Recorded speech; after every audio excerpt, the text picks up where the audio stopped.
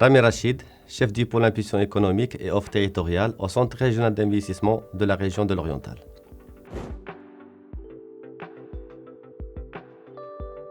Cette 60e anniversaire de la commémoration des relations entre la Belgique et le Maroc est une date très importante et très marquante dans l'histoire des deux pays.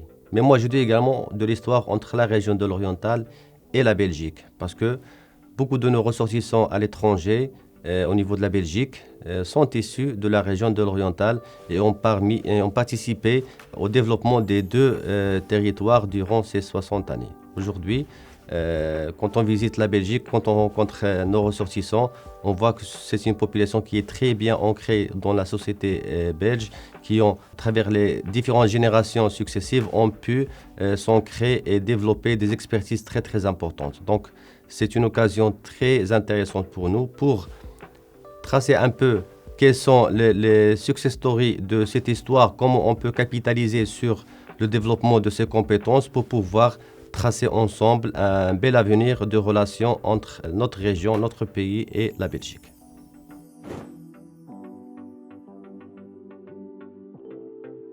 Le Maroc aujourd'hui s'ouvre à de nouvelles perspectives et marque un nouveau virage en matière de développement économique et de son modèle de développement tout simplement. On se positionne sur des secteurs novateurs.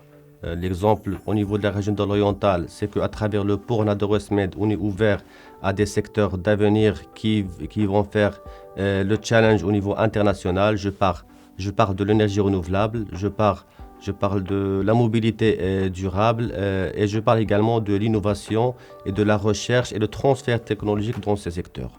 Donc je pense qu'aujourd'hui, c'est l'occasion pour qu'on puisse définir ensemble des mécanismes de partage et d'échange assez permanents, assez institutionnels, pour pouvoir faire des projets de partenariat qui vont assurer aux futures générations un bel avenir. Le Maroc aujourd'hui est un pays d'accueil des investissements de privilèges, mais c'est également un pays qui ambitionne de s'investir à l'étranger. La charte de l'investissement aujourd'hui est là pour encourager les Marocains à s'investir également à l'étranger, à nouer de partenariats et contrats d'échange. Et je pense qu'à travers notre diaspora à l'étranger, avec nos partenaires à l'étranger, on peut capitaliser sur ce mécanisme de la charte de l'investissement pour en faire de success stories.